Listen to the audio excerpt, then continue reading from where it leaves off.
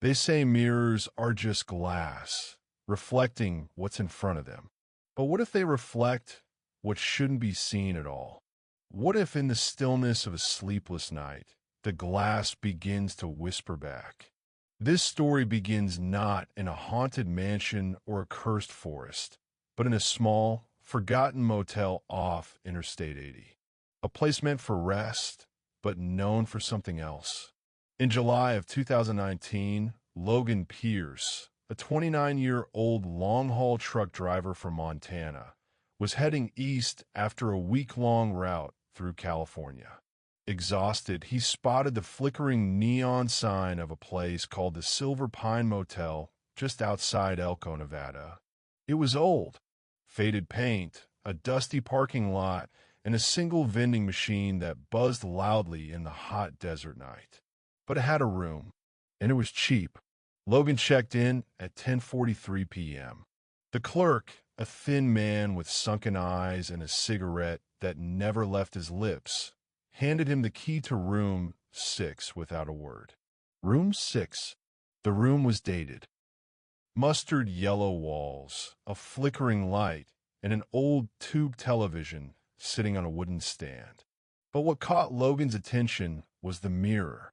It sat above the sink in the bathroom, large and square. It looked too clean, too deliberate.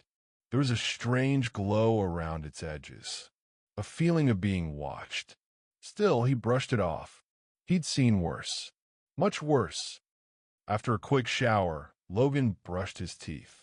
As he leaned over the sink, he noticed something strange in the corner of the mirror. At first, it looked like scratches, but then he saw it clearly. "Help me, Marie," etched in faint, uneven letters. He wiped the mirror, thinking it might be steam or leftover soap.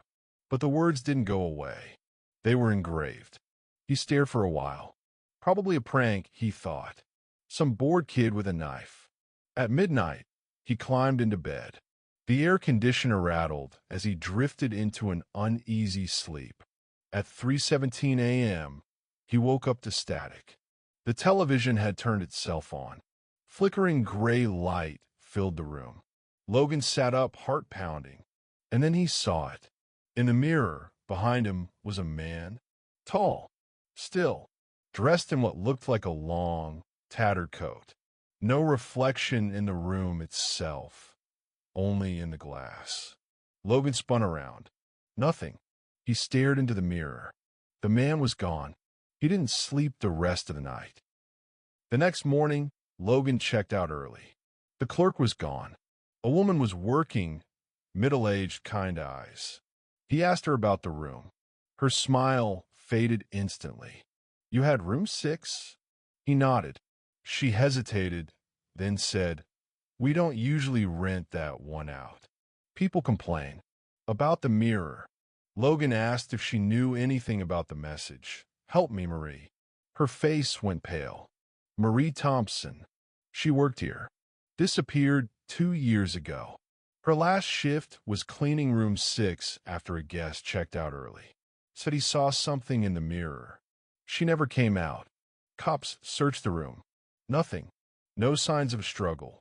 Just gone. Logan felt his stomach drop. Logan couldn't let it go.